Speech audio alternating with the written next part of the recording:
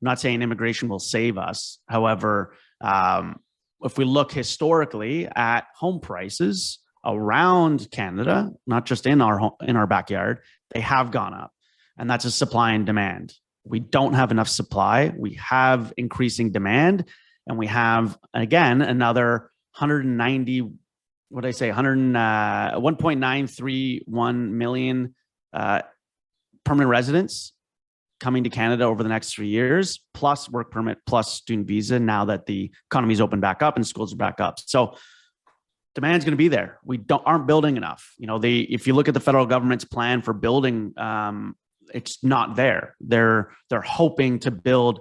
What were the numbers again? I forget the statistics that we were talking about, like of affordable housing and things like that. I think it was like 100,000 units over 10 years or something like that. I mean, you've got 2 million just in the next 3 years coming. So that's without other people moving here for work or getting relocated for work or what have you.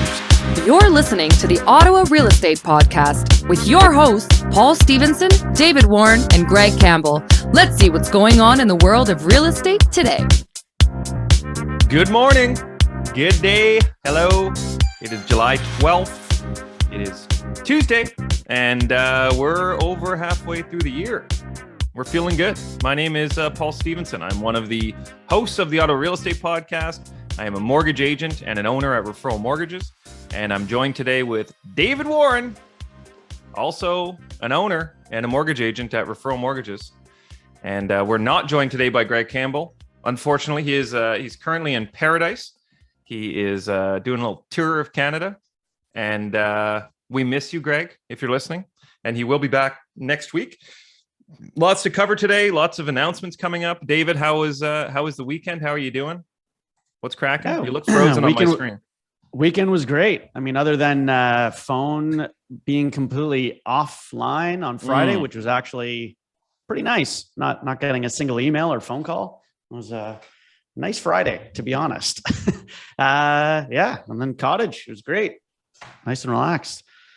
No complaints whatsoever. Yeah, that was very disruptive. I think even I went for a bike ride with my son after work on Friday. Went to the gas station just to pump up the tires on one of the bikes, and then got there, and obviously the debit wasn't working either. So then he had to ride home on his flat back wheel. But a little extra workout, a little extra effort. But yeah, no, it was very interesting. I'm sure there's a lot of businesses that had a very rough go on Friday. I know we had a lunch meeting on Friday, and even the restaurant wasn't able to use their debit and credit, and the most reliable network in Canada was down. So always always great. So let's roll into it here. We have a few things we wanted to go over. One of which is a lot of comments last week. We were talking about home prices and what's going to be affecting appraisals and so on. And there was a few people that were commenting on some of the things that we said, and just wanted to unpack it a bit. So one of them was I had made a comment about $1 million homes I don't see them dropping down to $500,000 or $600,000, and someone was asking us to kind of unpack that. So there's a few things in there that we can certainly talk to. One of which is, as we were talking about before we came on air, Dave, was the immigration to Canada, obviously supply and so on. But there's a few other comments. I'll read a few of them just so we can just summarize them in one discussion. Another comment says, mortgage broker, permanently bullish on the Canadian real estate. Check. Realtor, permanently bullish on Canadian real estate. Check. All is good. Everything is fine. Real estate always goes up. Immigration will save us. Everyone wants to move to Canada. Need I go on more? I like that one. Sure. Yeah. So do I. And then there was another one. This is actually one that was interesting as well, because whenever we talk about the stats in Ottawa, I mean we're using actual real data. We're not just making up these stats from the last 65 years. This says since 1981, rates have fallen from 21% to last year at 0%. Okay, geniuses. Why do you think 70% of the gains in house price appreciation has come from? Where do you think? I will tell you rates dropping from 21% to 0%. Give your listeners the correct information. Cycles going crazy at about 35-year increments. And then there's a few others, but let's just touch on those, because I think it is important for us to actually, expand on our thoughts and where we're getting those numbers from and why we believe that that's the case. I think to the comment of us being bullish, on the market. Number one, this is the Ottawa Real Estate Podcast, and if you look at home prices in Ottawa and you look at home values in Ottawa and demand and growth of the city, and again, us historically being in the top 3 in the country for highest average household income, that's where our bullish nature comes from. And having been in this industry for 10 years and seen the home prices go up, and not just in the last couple of years, and the growth of this city. Not all markets are, would you be completely bullish on? Do they, does Calgary go through huge cycles? Yeah, because of the oil sector and what's going on there, and Edmonton and Fort Mac. You look at like Fort McMurray, as soon as when investment in the oil sands is strong, it's booming. But when that pulls back, then it flatlines and declines, and you get huge devaluations. Ottawa does not have that same type of market. We are strongly provincially, federal, and municipal government. I think it's over 30% of our population or working population is employed by them. And I know that there was another comment about, we hit stagflation, and then if Pierre Poilievre becomes prime minister and cuts public service by 20%, would Ottawa home prices can go down 50%. Again, we have about 30% of the working population in Ottawa in the government, working for the government. Regardless if there's any pullback in hiring with the feds, and this has been done in the past, and they've typically just changed it over to contracts instead of just actual permanent indeterminate, because that affects the numbers, whereas contractors don't actually affect their numbers, so they just play with them. We're still going to have that. We still have an extremely strong tech sector, and high paying. So there's a lot of these factors that come into and play into us being bullish, if you will. Now, it's obviously when we talk about bullish too, we give the numbers, and we'll also talk about them where we are realistic, whether it's pullbacks or anything like that. I don't know if you have anything to add to that, Paul, I think what you made the most important point there is, the comment was made around Canadian real estate, and we're certainly focusing on the Ottawa market, right? When we're talking about these numbers and where we see home prices going, I'm certainly not going to speculate what the values in Saskatoon are going to be in August. You know what I mean? I'm talking about in our own backyard where, we have been working here. We have seen the numbers. We kind of understand the ebbs and flows of the market. And that's certainly what we're focusing on. And to your other point, I think that there are a lot of factors. And one of those is, like you said, the tech sector, in Ottawa is going to continue to grow as we see, the evolution of technology and cells and cell phones and everything else accelerate. We're going to only see more and more people kind of slide into that tech sector. And then also with immigration, as we said, I know you have you were reading an article earlier about the numbers and kind of the statistics around immigration. And Ottawa is certainly one of the hotbeds for people coming to Ottawa, especially you said, a lot of the people that are immigrating to Canada are skilled professionals, and, getting into government positions and things like that. The likelihood is they're going to be in Ottawa or surrounding areas. So that is kind of where that mindset comes from.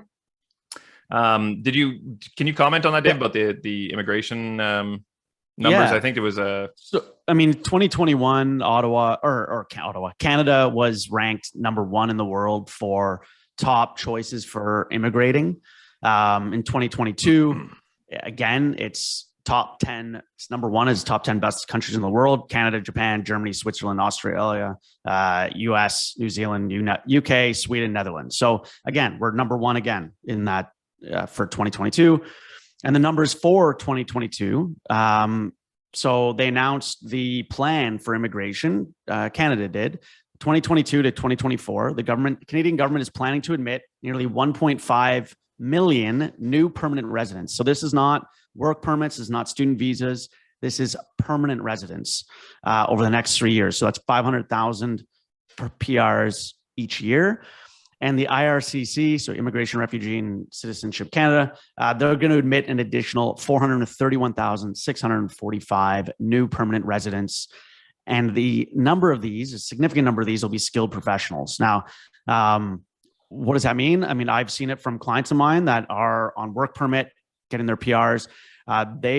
There's now a big push, and there is kind of these ticks that you need to when applying for your PR. What's your background? Almost like a resume, if you will. They look at your background, your employment history, credit, what you've been contributing to the Canadian economy, and they base their rankings. You're scored, and they base you're likely getting a permanent residency off of that. So they're really looking for those skilled professionals around the world to immigrate here. It's not just trades or kind of just letting anyone in and living off social services or what have you. So where do we get that to that comment about us being bullish and everything is fine? Real estate always goes up. Immigration will save us. I'm not saying immigration will save us. However, if we look historically at home prices around Canada, not just in our backyard, they have gone up, and that's a supply and demand. We don't have enough supply. We have increasing demand, and we have, again, another 1.931 million permanent residents coming to Canada over the next 3 years, plus work permit, plus student visa, now that the economy's open back up and schools are back up. So demand's going to be there. We aren't building enough. If you look at the federal government's plan for building, it's not there. They're hoping to build. What were the numbers again? I forget the statistics that we were talking about, like of affordable housing and things like that. I think it was like 100,000 units over 10 years or something like that. I mean, you've got 2 million just in the next 3 years coming. So that's without other people moving here for work or getting relocated for work or what have you. So until the supply issue, and we said it from the beginning of the pandemic when prices were going crazy, until they address the supply issue, which is a municipal and provincial issue for red tape, and bring down those costs and allow for developing quicker and building quicker, then prices aren't going to keep going up. I don't like seeing prices kind of go crazy and buyers not be able to buy, but Canada has an obsession with owning. Yeah, and I mean, it's a good segue to another comment here, which says you say that you believe buying will pick up towards August, leading into winter, which will result in price rises on the average property. Can I ask you why you believe this to be the case? Well, can tell it's early. Can I ask you why you believe this to be the case? Is this because you suppose the supply of active listings will level off as less buyers list their home due to seasonality, but the supply of buyers remains a constant? Assuming your prediction comes true, what property types do you think will see the highest rise in prices, while taking into consideration rate hikes that may continue until years and before possibly pausing? Have I missed any other factors here that you have not mentioned? So I just want to say on that point too, like, I think I was actually the one that said I thought buying would pick up again. And it's to that exact point. I think that, especially with seasonality, like, I do think that in the summer right now, things tend to slow down. I think Greg kind of sent us some numbers earlier, which we can certainly talk to, but home, there's a lot of price reductions happening right now, a lot of conditions being put in. And that's likely because sellers are having to be very aggressive because they have closings coming up in probably August and September where they have to sell their home. And also, there's a lot of people that are away right now. They're on, to Greg's a perfect example, on vacation or, at the cottage or at the trailer or doing camping, whatever they're doing for the summer with the family. And that's meaning that there is less people that are kind of putting in offers, and there's more homes on the market, less offers going in, and that allows buyers to have a lot more flexibility, right, on their closing date, on their conditions, and especially on sale prices. So I think the reason why I expect there to be more buying happening in the fall is because all those people are going to be back. The sellers that are currently listed, some of them are probably going, I would assume, might take their home off the market if they're not getting what they think. And if there's less homes on the market, obviously, same amount of buyers, the prices are going to slightly go up. And I do think that, I think over the last few winters, we've seen home prices escalate quite dramatically because of the fact that there's such a lack of supply, and there's still a lot of people migrating and immigrating into Ottawa. So that's kind of, I guess, a summary of why I think the buying is going to be up in the fall. But to the current point, Greg sent us kind of an update saying that there's more listings than I've seen in years in July. Not an exact number, but we'll get that from him next week. He says price reductions of $50,000 becoming very common if a home hasn't sold in 15 days. I imagine this is due to sellers needing to sell to close on a new property. So that's just what we had said. Average days on market has hit 30 in many areas, as predicted on Torrep months ago. List price to sales price ratio hitting 98% in multiple areas. Greg says he predicts it'll hit 95% within a few weeks. Offers are very negotiable, very in capitals. All conditions will be accepted. I negotiated $75,000 off a list price for clients 1.5 weeks ago, he said. And then he said he had another deal fall apart as a client who was previously well approved could not afford to buy a new home at a certain price due to the sales price target of their home needing to be about $50,000 more than it would have sold at. So that's exactly what we're kind of talking to as well, that I think there's going to be a lot of people that maybe have to sell their home that are going to be selling them at less than what they were hoping for. And then there's going to be other people that may not have to sell their home that have it listed currently that aren't going to get offers that they want and basically take them off the market again and hold out. So yeah, I don't know. What do you think, Dave? What, like, current state of the market, and what do you see happening going into the fall? Yeah, I completely agree on the people being on vacation and whatnot and not being around. And then I also think coming to the end of the summer and into the fall and into the winter, the economies will have opened up for a while. Offices will have opened up. And I think those people that either weren't sure if they'd be working from home permanently or that were working from home, maybe now they're being told they have to go back to the office. I think those kind of employer-employee kind of positioning will kind of come to light after the summer and after this holiday season.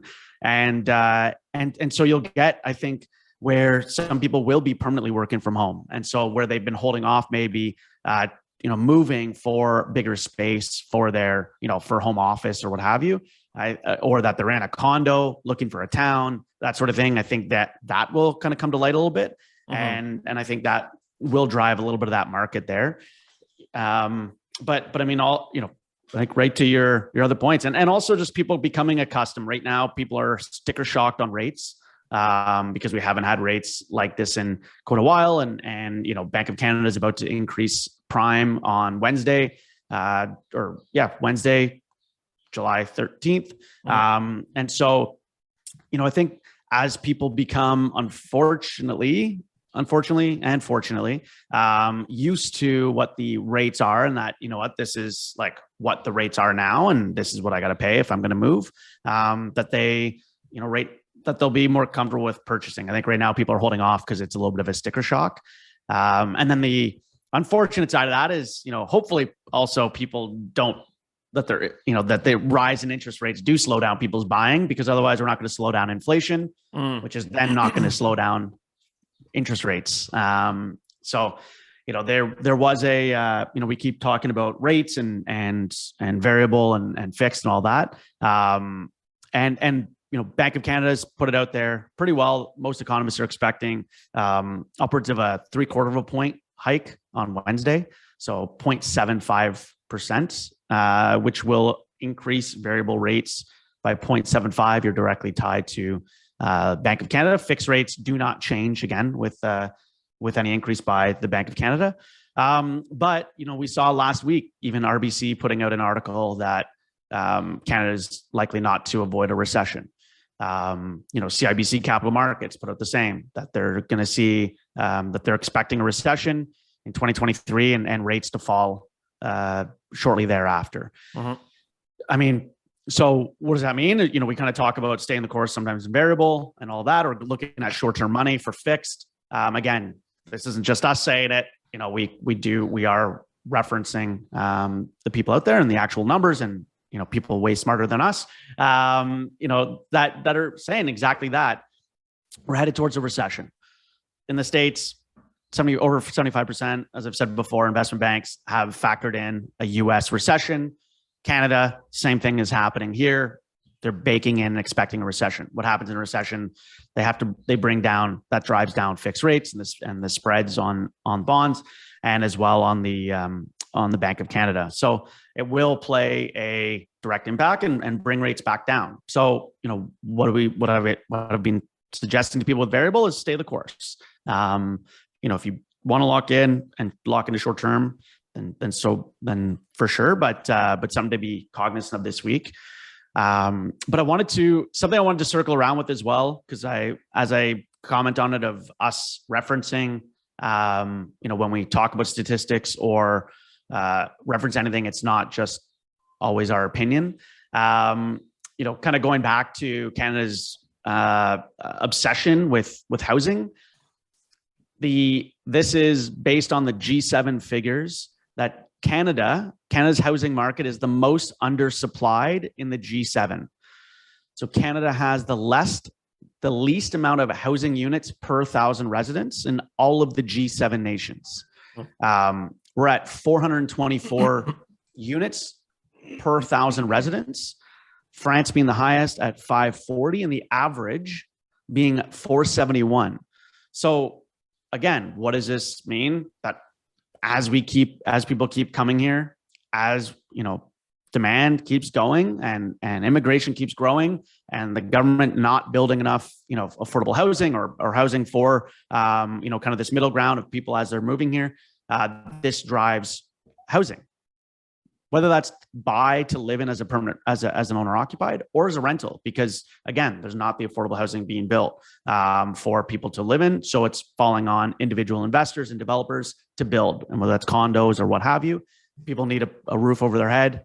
Again, whether it's rentals or not, but we're short. I mean, we don't have the units, and we are the most undersupplied in all of the G7. Mm-hmm. So, that's, kind of just wanting to, again, reference, and we've dropped. Our numbers have actually dropped across Canada since 2016. So in 2016, we were actually 427 units, so still below the average in the G7.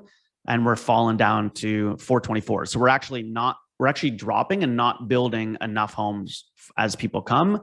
And it's in this article coming out, like based out of the G7 numbers, Canada would need to build 1.8 million new homes in order to satisfy this shortfall.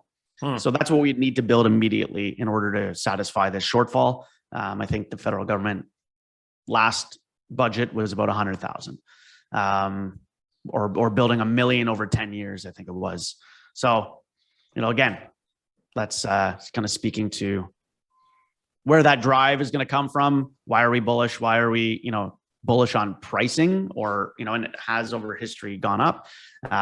It's really looking at those external factors, and people are driving and coming to larger markets: Toronto, Vancouver, Ottawa, Montreal, Calgary, the larger markets with strong employment and a variety of employment.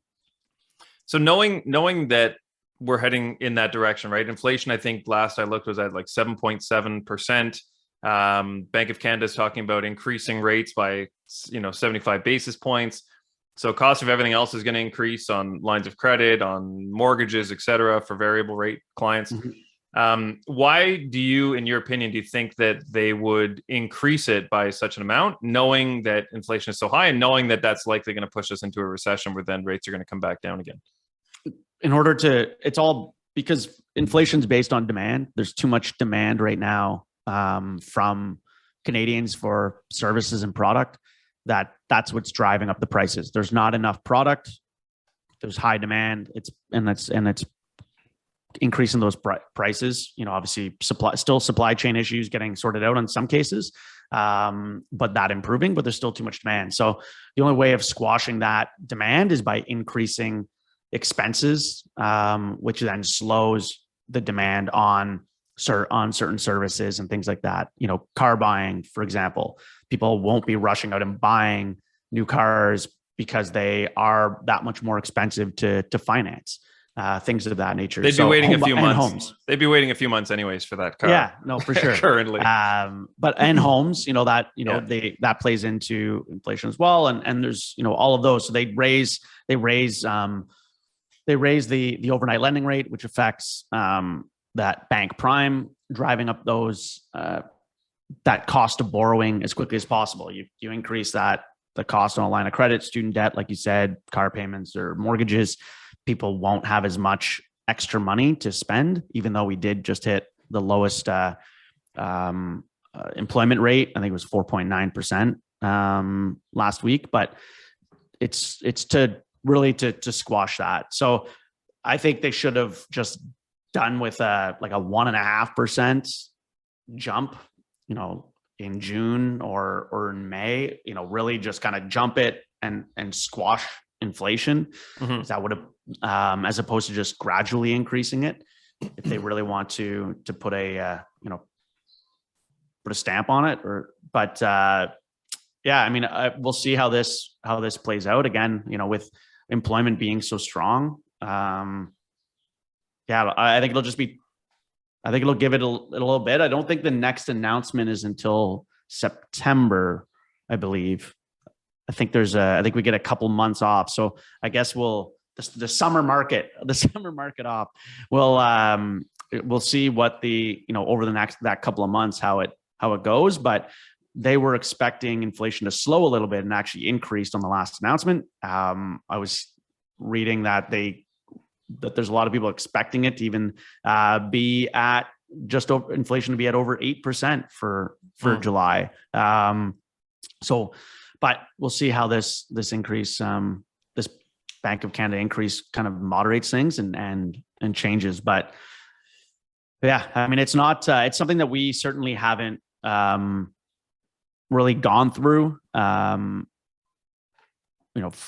really for the most part. I mean, we've gone through rising interest rates, at least in our careers, Paul, in the last 10 years. Mm-hmm. I know, prime with this increase, if it does go 0.75, will be, like I saw somewhere this morning, it'll be the highest since 2008. 2008, or the highest jump. No, prime being the highest. Prime, since 2008.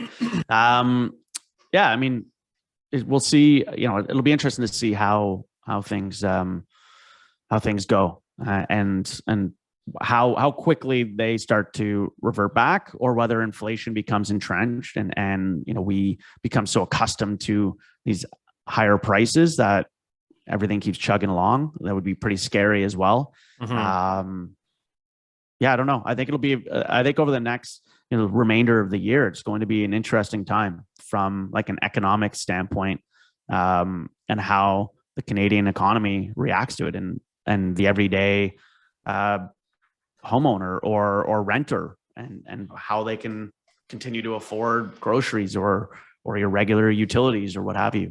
Gas being, finally coming down, because I saw it at $1.70 or something like that end of last week, but which is still crazy to think that that's down.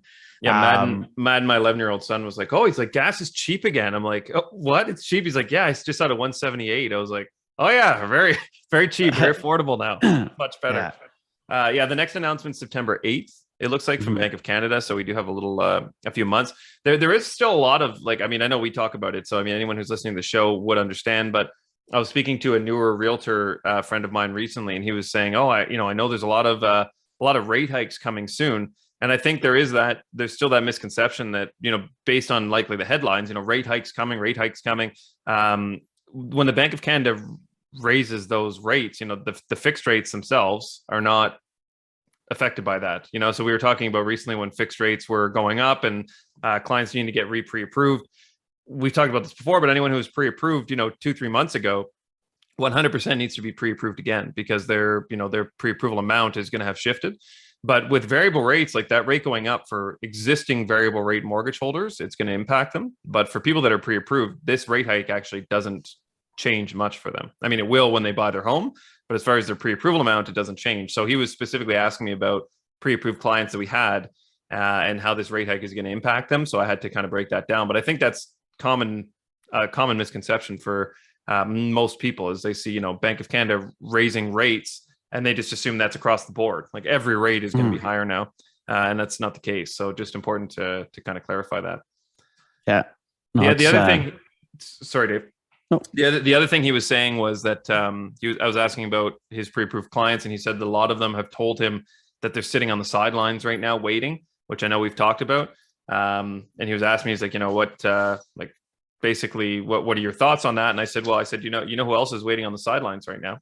Everyone is waiting on the sidelines. So as soon as that first person steps foot on the field, we're going to see a lot of aggressive buyers again. This is my opinion. Again, I'm not saying this is fact. I don't have a crystal ball, as we always say, but I do think that there is a large amount of people that are kind of waiting to see where the market goes. And I think that I said it last week, I think as well, but I think this is actually a very good buying opportunity. As Greg said, prices are lower than they have been. You're able to put in, actually putting conditions on your offer. You can actually negotiate the price. But that is not going to stay forever. There's no way that market is going to sustain itself for, years to come. So it's like anything, you're watching, like I said last week, if you're watching the TSX or the NASDAQ or the crypto market or anything, like, you see them fluctuate. And when they're down, people always say, well, I'm just going to wait and see where the market goes. But like, those are the times that you should be getting into the market, because when it starts going up again, it's too late then. Right. And then there's going to be another reason why they're sitting on the sidelines. So if you're sitting on the sidelines, definitely, hydrate, eat your orange slices, waiting for half to start, but definitely don't sit there too long, because if you actually do want to buy, I mean, again, just basing it on stats in Ottawa, the prices are going to go up again, and you might miss that opportunity to get the home at the price that you were hoping to get it at, a year ago, waiting for prices to come down. They've come down now. So now is the time to get in. As you were talking there, I was crunching the quick numbers, because things you were saying were reminding me. So, Greg mentioning him getting 75,000 off the list price, and a lot of prices, dropping at or coming down or relisting 50,000 less. So let's say you got a mortgage over a year ago. Your mortgage balance starting out was $500,000, and your rate was, what rate did I use here? 2.89% on a 25-year amortization. So very good rate. Your payments would be $23.42 a month.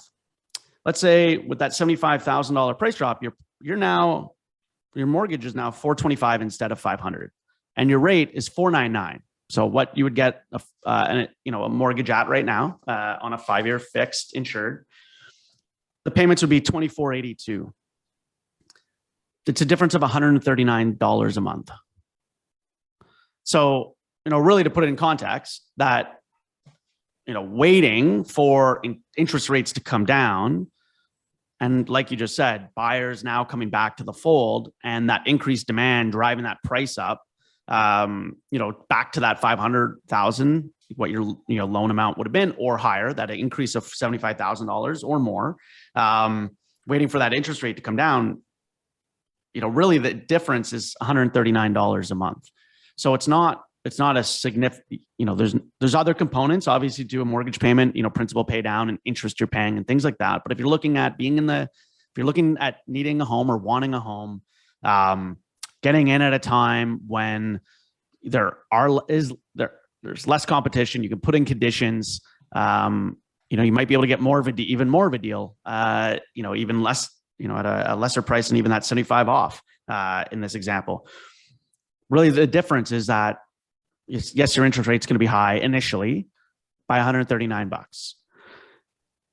Again, this is just out of this example. Get in now, go short-term money. And when we, like all the economists are saying, that we're more than likely hitting a recession, which drives down those rates, go 2-year fixed, 3-year fixed, or variable, and lock in or renew in 2 years or 3 years when rates come back down. And really, it will have cost you $139 a month in this example.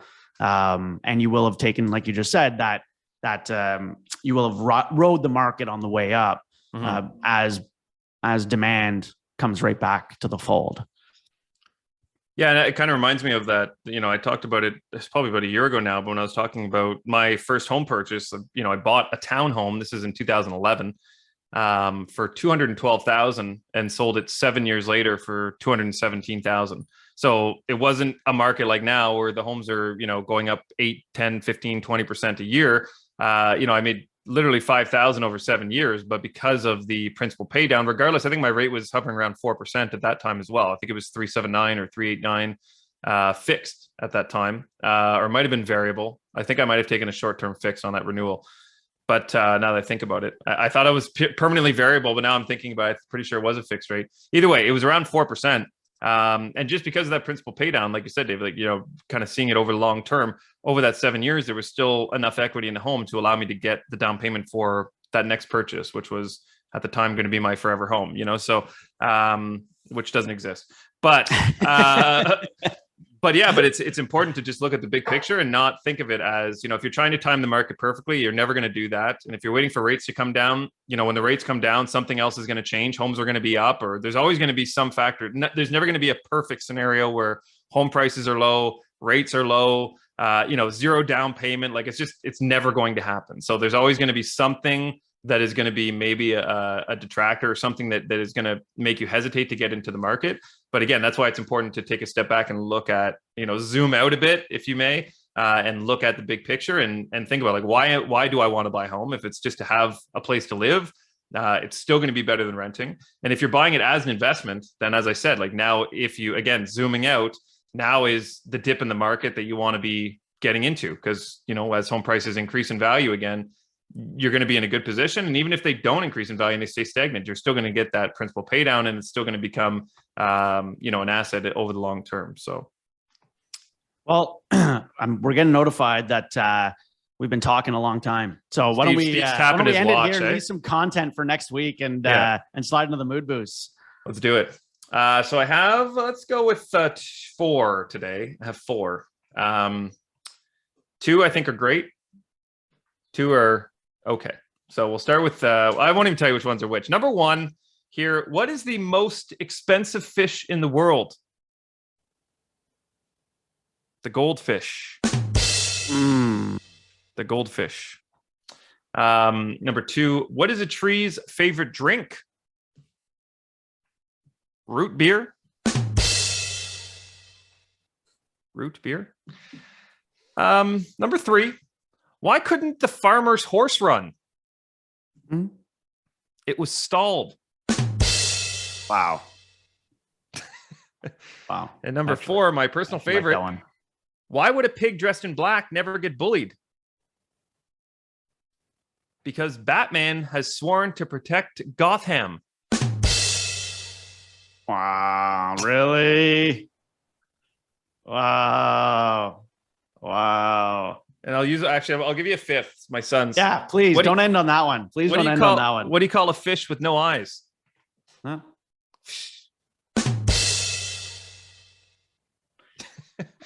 That's a better one to end on. That's a better one. Thank you as always to our listeners. We wouldn't obviously be doing this unless you listened. So we're very happy that you do every week. Shout out to North Brew Coffee, our coffee sponsor. If you use the promo code podcast, they're going to give you 20% off of your coffee order. Just northbrew.ca. Shout out to Referral Mortgages, all of our amazing agents, our operations team. Shout outs to the agency Ottawa, Greg Campbell. And last but not least, Stephen Hopkins, our amazing producer. And to all of you, again, if you're listening, please subscribe, leave a comment. We do read them all, as you can tell. Like, review, share, and we'll be back next week with an update. See where the market stands. Until then, have a great week, and thanks again for listening. Deuces. Thanks for tuning in, everyone. We hope you enjoyed today's episode. Please remember to like, share, comment, and subscribe, because we'd really like that.